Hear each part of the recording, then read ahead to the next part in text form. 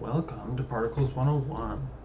Today I will be walking you through what a particle is, why we use particles within the realm of video game VFX, the different types of particles available to you as an effects artist, and really how to leverage particles to get the most out of your particle simulations.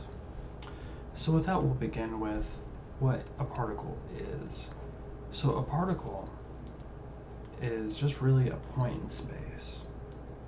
And what that point does is it allows us as particle artists to spawn quads, really.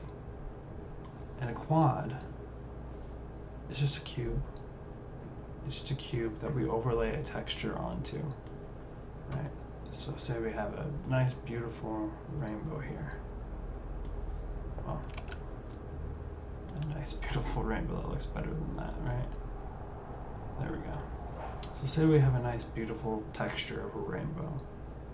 And, we apply that to a shader, and, we apply that shader to this quad.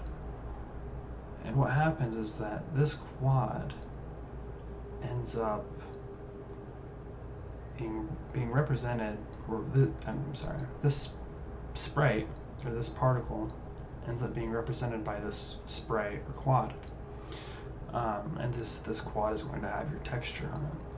So really, what the majority of VFX work is it's 2D animation and 3D spaces. And that's the easiest way to see this, right? You have these 2D pictures that you're using to create, your effect through the use of a particle, which is just a point in space that we're running through a simulation. So with that in mind, what kind of quads are you going to be seeing? Because if you think about it, if all you have is a 2D image, you're going to want, different capabilities within that. You're going to want ones that face the camera, no matter where you look at it, to ensure that it's, always facing the right direction. You're always getting that full 2D animation or 2D image, fully in view of the camera without any edge cutting. And you'll want other ones that you don't desire that, because they need to be in very specific orientations, and on and on. So with that, I'll just start going through the various types of sprites available to you as an artist, why they exist, how you'll use them in the day-to-day, and what the various drawbacks and advantages of these sprites are. So the first sprite available to you that you're probably going to be making the most use of by far has got to be a billboard. Now, what is a billboard? So a billboard is just a quad that faces your camera, right? So if you think of your camera,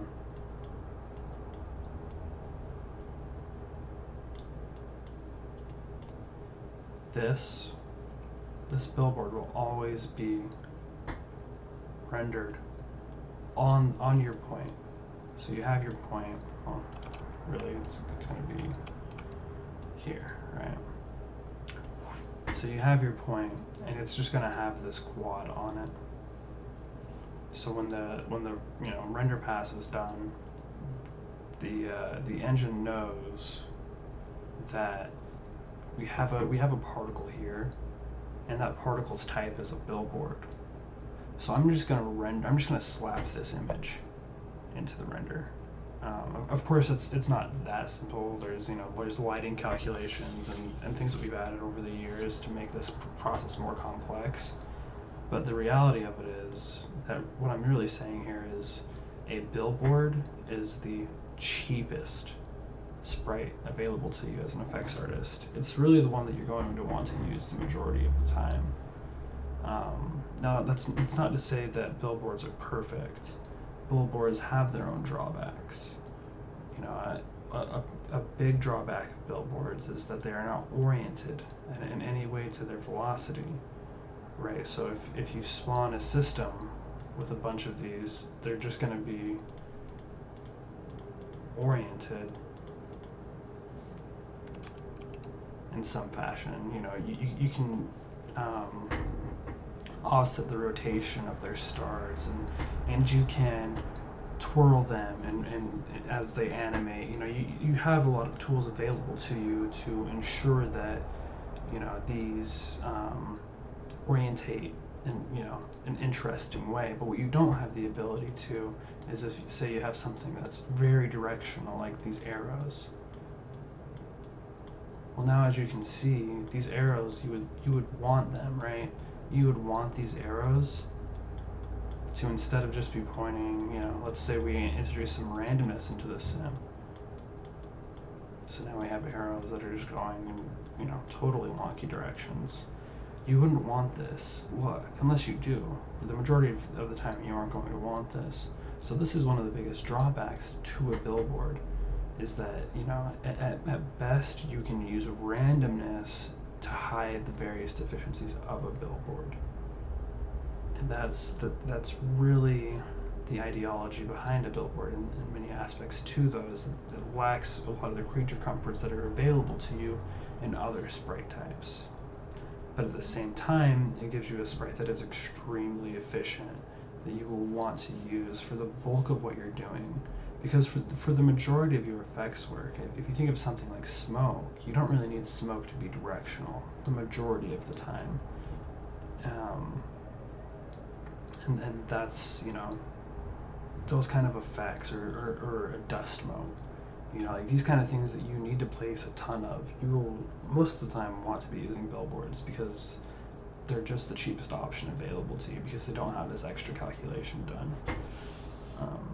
Some of that can change with GPU sprites, but even there, it's almost always a guaranteed bet that you'll want to be leaning into billboards more than anything else. So with that out of the way, we'll get into the next sprite type, which is going to be a velocity aligned sprite, which is what Unreal refers to these as. And I think it's the most logical nomenclature for what these are. Because really, the main purpose of these is to solve that issue I was describing earlier, which is now you can have arrows that spawn with their direction, right? So what a velocity aligned sprite is it is a card that aligns with its movement, like so. So these end up being extremely useful for your sparks, for, you know, fires that you want in a certain direction.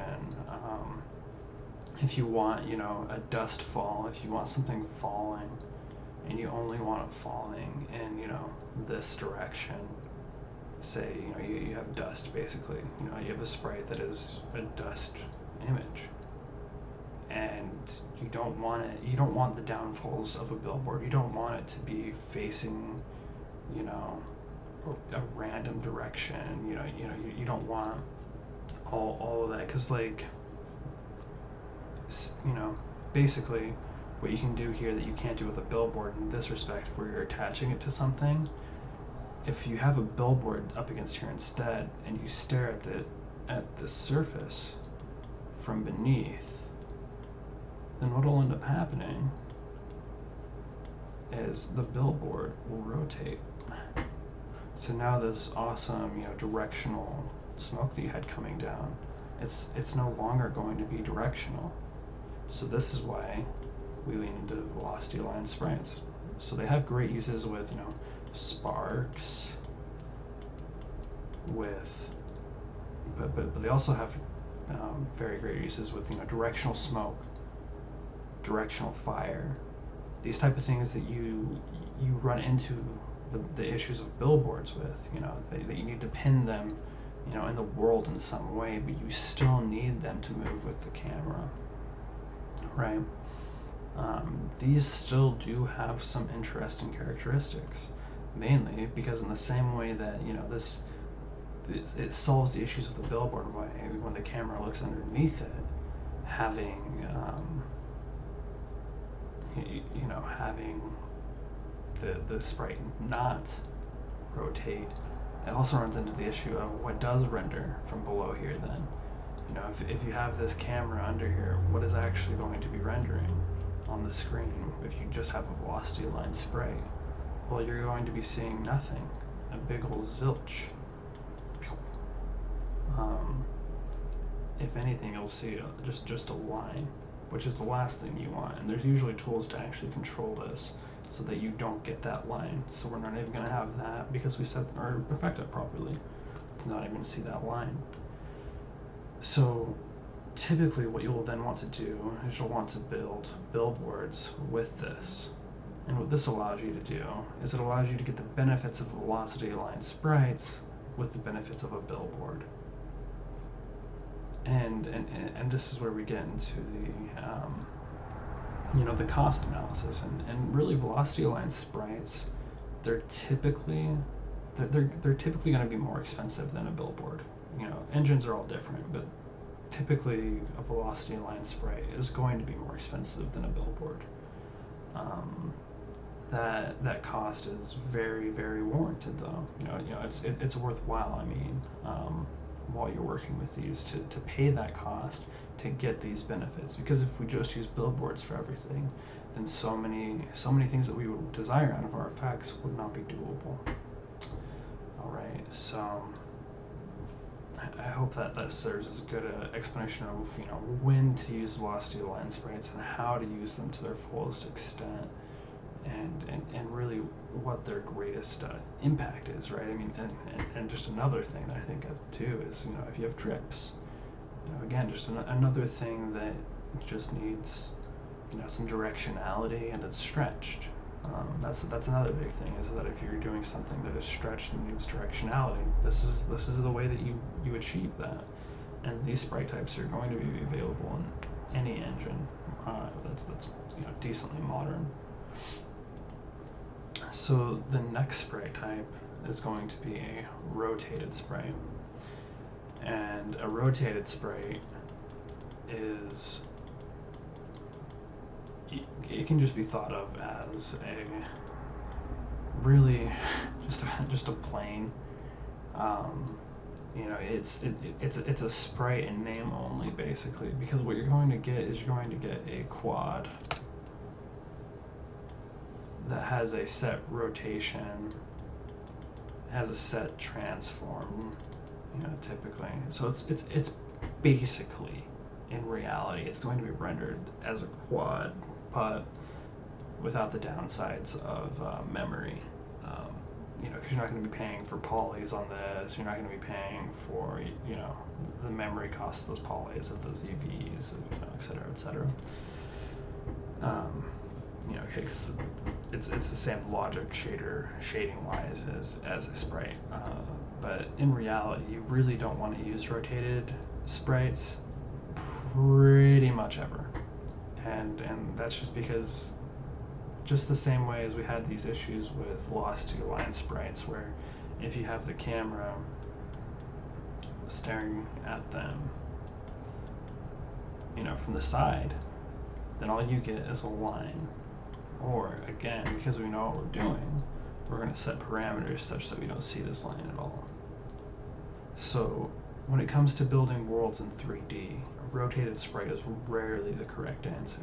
Now, that isn't to say that it is never the correct answer, because if this situation never happens, and you do need some sort of stability from your sprite, a good example being a vista, like cloud, right? You just want this cloud on this mountaintop. That's all you want. You don't necessarily want it to rotate down when the player gets over and like here, or rotate up when it's here. You just want it to stay stable, and the player's never going to get here. You know that because you have some degree of knowledge of the map design. So you don't have to worry about this. And in these instances, a rotated spray can actually do quite a bit of good. It can be a very powerful tool. And that's the same thing for most, Vista type effects work. These can really be useful. The other potential use case for them is as kind of like a base sprite for an effect. Say for instance you have a fire, you can use these as a base, and then you build your lines or velocity line sprites along with your billboards, right, into here. So we have a lot of little velocity line sprites, a lot of tall velocity line sprites, and we have a lot of billboards.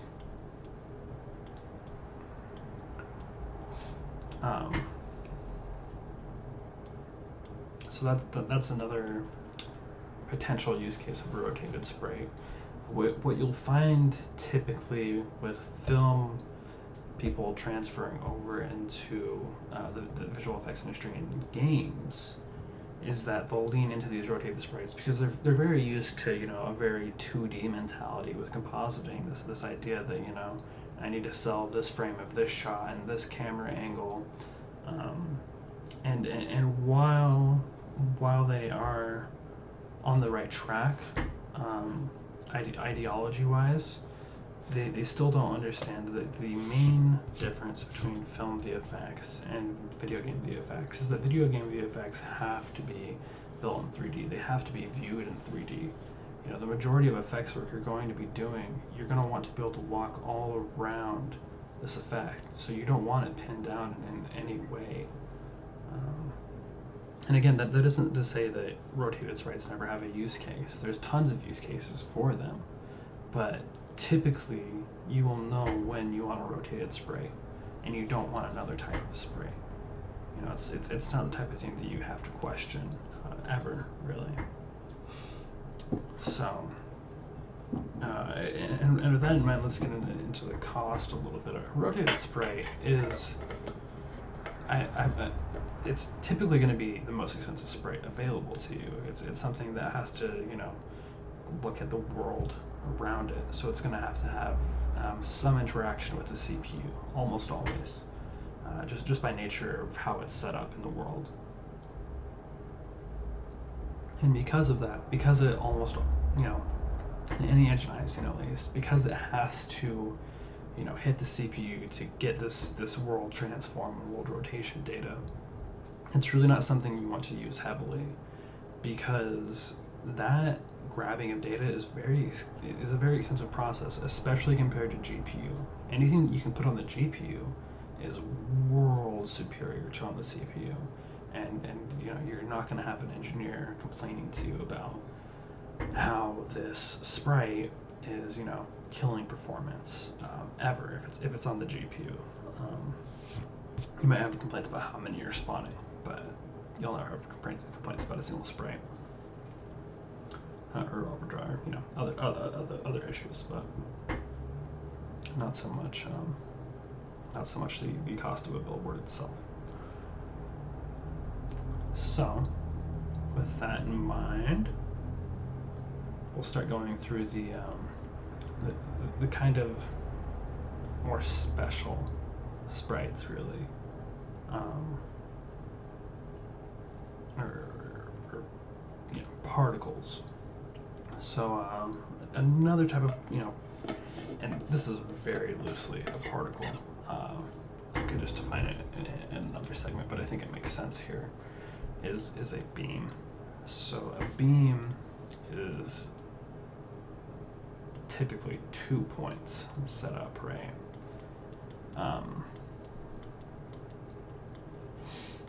So it's not so much a particle, because you usually will set these within script somehow, or you'll have a designer set them, or somehow you're going to be setting 2 points up, and in between them you will have an array of quads, right? Typically something like this that's bisected, such that this is going down, down, down, and you can do it like this to ensure that, again, that when the camera is looking at it from any angle, that the camera is seeing something. So if we had like, just a filled in line here, so the camera is always going to see this squiggly line, no matter what direction it's looking at this. In some engines, you can actually change this. Instead of making it a cross, you can make it a more crazy thing, and that makes the camera even less likely to find any issue spots, because there still are some potential issue spots here. But overall, you can usually just get away with a cross, so it's not a big deal. And where beams come in useful is, for one thing, a beam is a useful tool for working with designers, right? Because again, like these can be spawned through script, and really what that means is that the designer can do something like a laser, so they can say, I have a collision object here, and when I shoot my gun, I shoot out this collision object, and that collision object has its location tied up with this second emitter, or this end of this beam. And so that way, as effects artists, we can create something that has more visual fidelity than, say, like a stretched out model, because something that we have available to us in beams that you aren't going to be able to do just by stretching something out is all the various tools that a beam has. So some of those tools are like a wiggle, right? So say instead of a straight line, we want like a really wiggly line. And you can usually break that up with like seesaws and stuff, such that you can get like like some really crazy action and less crazy action, and so on and so forth. So this is how you're going to see most of those really cool laser, electricity, like these interactable effects that really look awesome and look like they belong in the world. When it comes to the cost of a beam, the beams are extremely expensive in terms of particles. It's one of the most expensive options that you're going to have available to you as a VFX artist. You'll almost never use them unless the situation presents itself that a beam makes sense. Like I was saying, like a laser gun or electricity or something that you need a beam for this effect.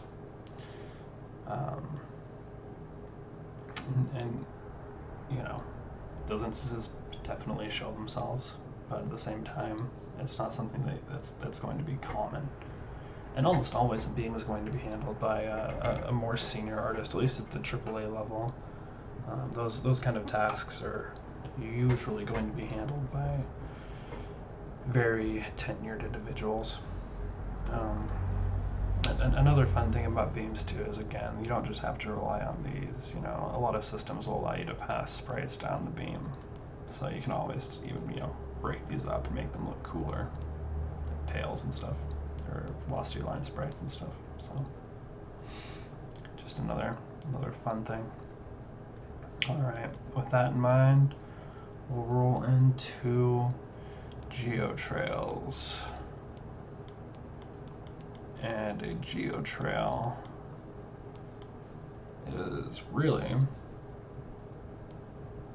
a sprite that builds off of another sprite. So its shape is very similar to the beam shape.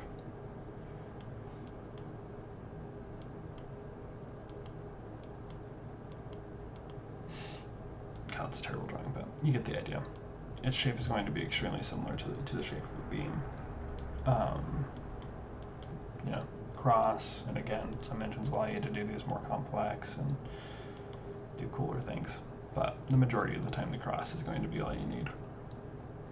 So how a geotrail will typically work is you'll have a sprite that'll spawn, and it'll have this geotrail attached to it, and as it moves, it'll be spawning the geo trail, and it's basically like a dragging thing, right? So it's going to start with the first little bit.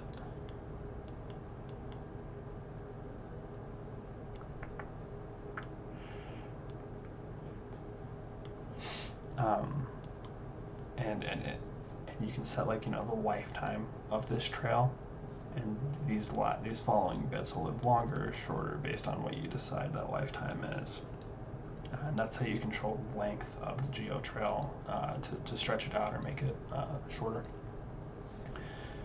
And really, really, what a geo trail offers artists that is not really doable with just one sprite. Like, say we have like this as a velocity line sprite that is a spark. Well, that spark is going to have directionality, it's going to have stretch, it's going to have a lot of things, but it's not going to have the ability to sell the idea of movement, for one thing. It's you can do stretching with velocity line sprites, you can do a lot of things, but you aren't going to be able to really fake like the emission of something off of that sprite.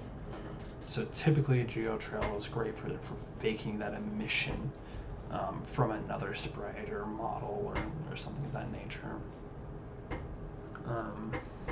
And it's something that has the great ability built into it as well to respond really well to movement. So something moves faster, it's typically going to have a longer trail, no matter, unless you're like keyframing or guiding that lifetime of the geo trail, which isn't typically available in an engine. So yeah, and with that said, I mean, these work the same way as beams, where you can have sprites coming off of the system as this goes, and that can really help sell the idea of it being a 3D object. Typically where these are great to be used are something like, you have a rocket, and you need something shooting out the back. So you can have, your little geo trail of smoke.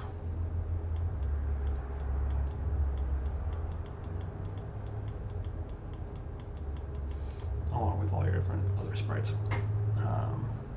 Another great use case for these is going to be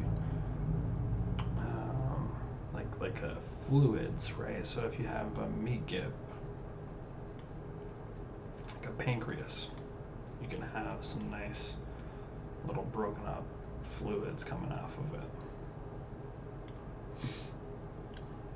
And that's really like the power of a geo trails. It's something that allows you to relatively cheaply actually get this type of interaction with an object.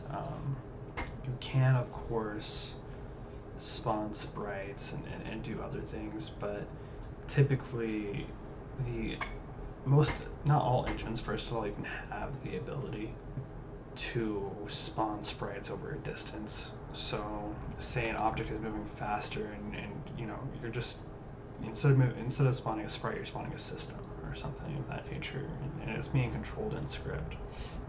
And say the designer moves it faster than you had initially planned on. Well, if you design that system where it's just a bunch of billboards, the billboards are going to get separated, right? And you're going to have these holes. And if you have these holes in a rocket, that's going to look really weird. So geometry trails are basically a stopgap to ensure this never happens, right? And like I said, some engines have the ability to set a parameter within the particle system to cover these holes, but that parameter is not free. It's actually very expensive, so the majority of the time you don't even want to use it unless you really, really have to for a very specific reason. And in that respect, geotrails actually become very cheap.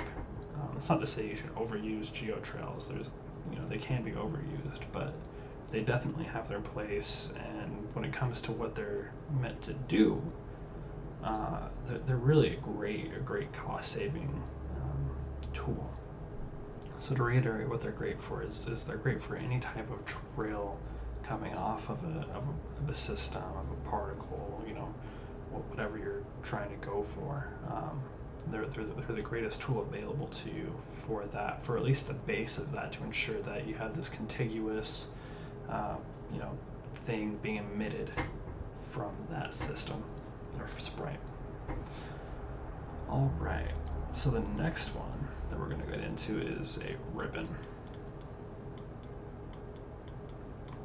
So a ribbon is kind of like a geotrail, kind of like a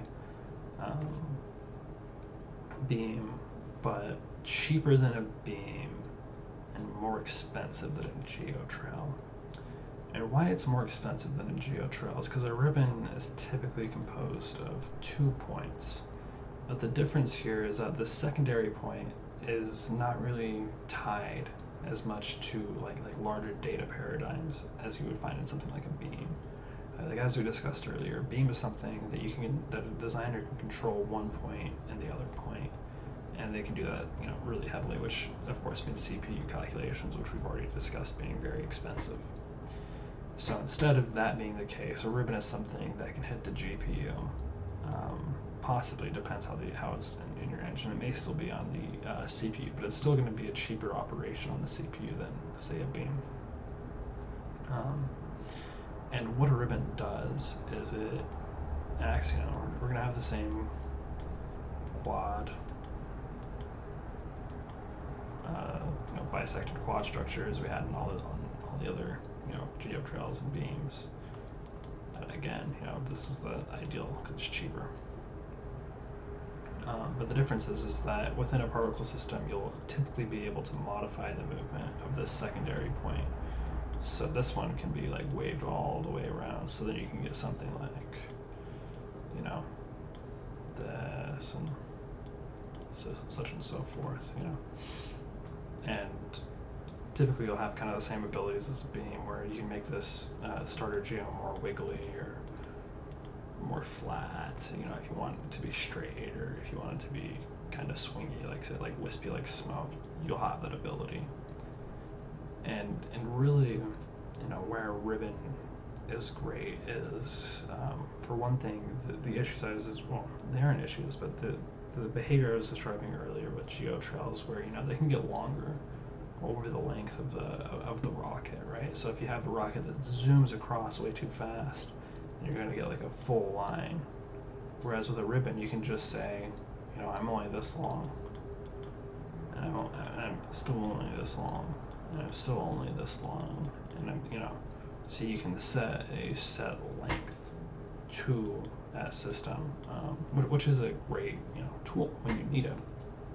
Other great instances of ribbons are if you have something flowing off of like someone's eyes or a point, and you want this awesome, you know, wiggly, living, moving thing, you can sell that with a ribbon really quite well. Because again, it's something that's contiguous, but it's also something that's constant, right? It's something that you don't need to spawn multiple times. So to get the same type of look with a geotrail, you'd have to be shooting geotrails out of his eyes like crazy. You'd have insane amounts of overdraw, which isn't what anyone wants. And that's where ribbons are just a massive tool. They're the only way really to achieve that idea for your effects. And with that, we will get into the final sprite type, which is technically not a sprite, but you can make an argument either way. It's really a model, though, right? It's actually just a model. I don't call it a sprite because it isn't a sprite. It's a model, but it still relies on a particle. And you know, within particle effects, you'll have this ability to have, you know, models.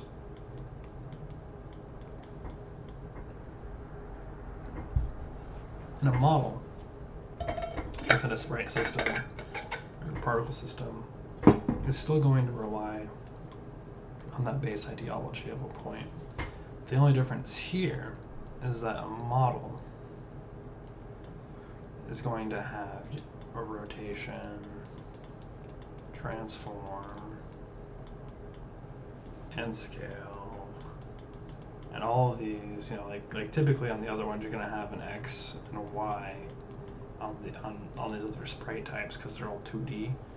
Now you're going to be in Z, and this Z actually adds a lot more than you might initially assume in terms of cost.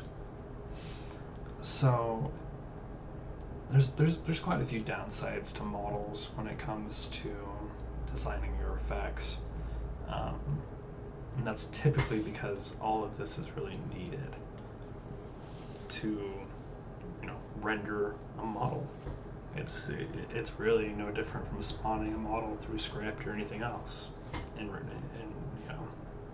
you know, the main difference just being that it's easier to set up with like gravity and, you know, all the things that you'd want as a visual effects artist. It's easier to make a model look good through a particle system than it is through design of some sort, or, you know, even like, you know, something like FX Anim, where you know, you animate a model's movement. Typically, when it comes to, you know, your day-to-day work, you're going to be using models most frequently within a particle system if it's for visual effects. So with that said, a model should be, you know, kind of like the last tool that you look to use, especially if you're doing something that doesn't need a model. You know, say again, like if you're doing like smoke coming off of something, you know, instead of using a model that, you know, it's just a line, consider using sprites or a ribbon, you know, or any of the other 2D things I've described.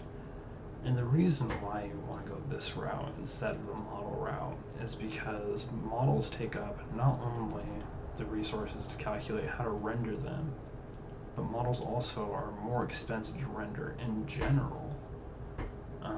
You know, especially if they're translucent 3D models, there's just more calculations that have to be done to ensure, you know, it depends on engine, of course, too.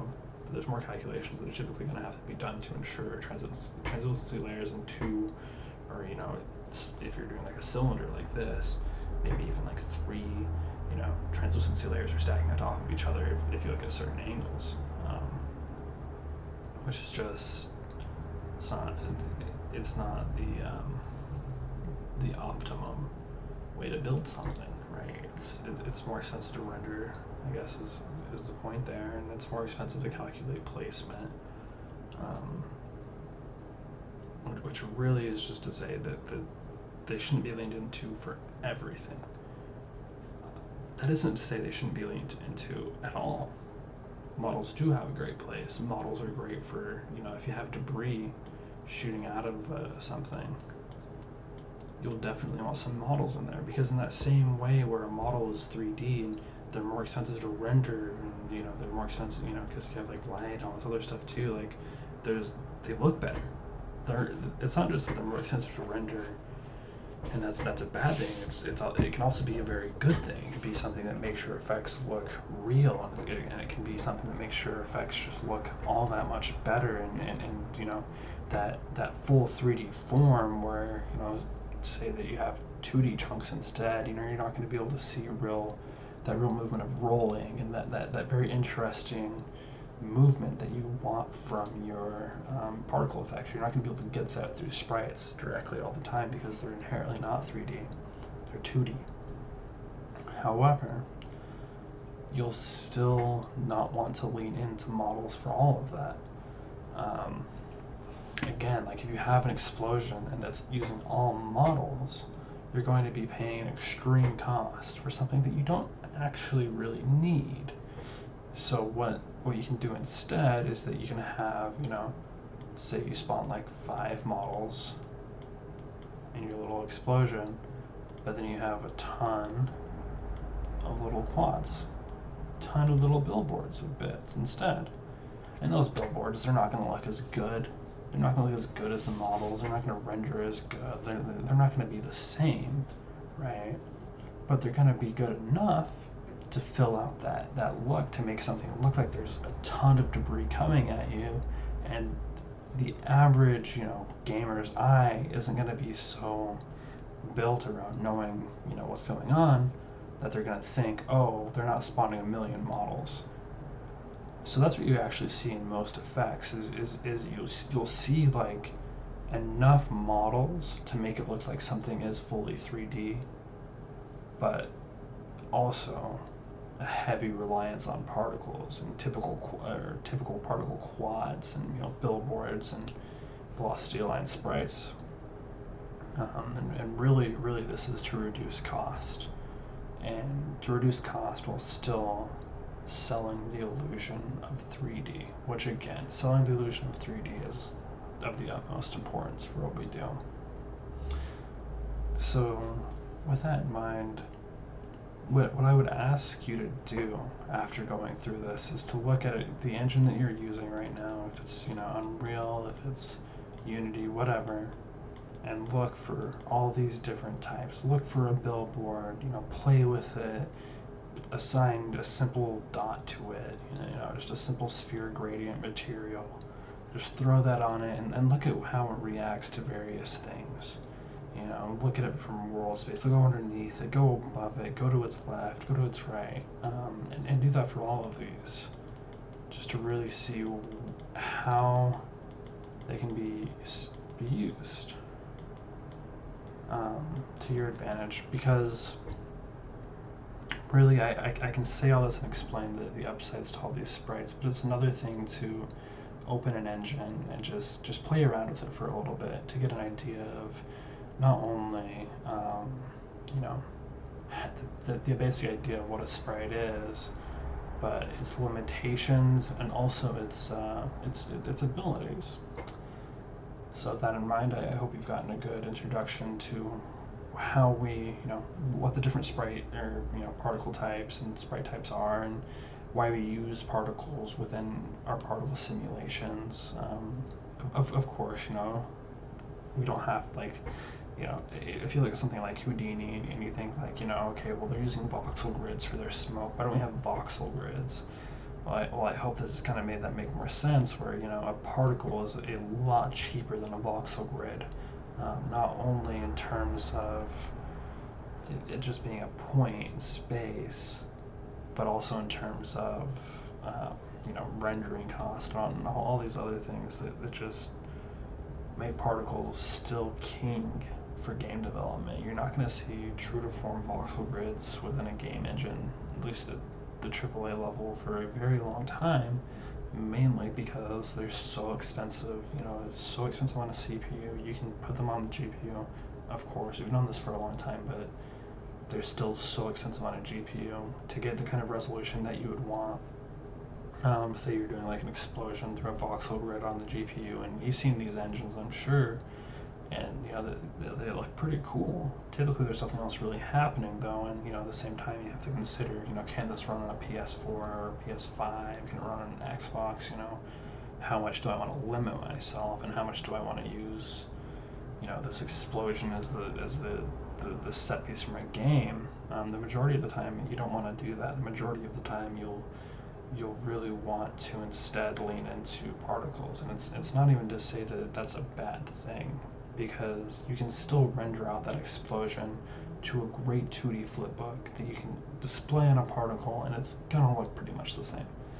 Of course it won't be as good, it won't be interactable, it won't be all these things, but the upside to that is that you'll be able to render these for extremely cheap, because that's the other thing about voxels, that again, they're in 3D. So you're gonna have these issues with place and really like running light through voxels is just a very expensive process with any sort of accuracy without producing tons of noise, is really what I'm saying there. So that's really why we use particles instead of something like a voxel grid or anything else. Like particles are just the cheapest option available, and they have been for a long time. I mean, they've been used in film since the dawn of time. Basically. So, and with that in mind, I mean, I hope that you understand, why if you open up Cascade today, or you open up VFX Graph, why right? There's going to be all these dots, or there's going to be all these points in space, basically, and not something cooler, not something maybe that you were expecting. It really just comes down to cost, and it comes down to wanting to spawn as many of these at once as we can, while keeping in mind all the things that we discussed with cost. It can even be worthwhile to look into why, like how many engines or how many beams your engine can handle, and how many geometry trails your engine can handle, how many billboards your engine can handle, how many velocity line sprites your engine can handle. Maybe some of these are combined. Maybe your engine can only handle 10,000 total billboards and velocity line sprites, but it can also, on top of that, handle 100 geometry trails, and it can handle 20 beams. Maybe it can handle 500 beams, and on and on and on. And this is very important, just because as you're working and building your effects, it's important to keep in mind, how many of these sprites you're spawning, and how many you want to really see in your world. So yeah, with that in mind, I hope I gave you some interesting things to play with and some interesting ideas to think about.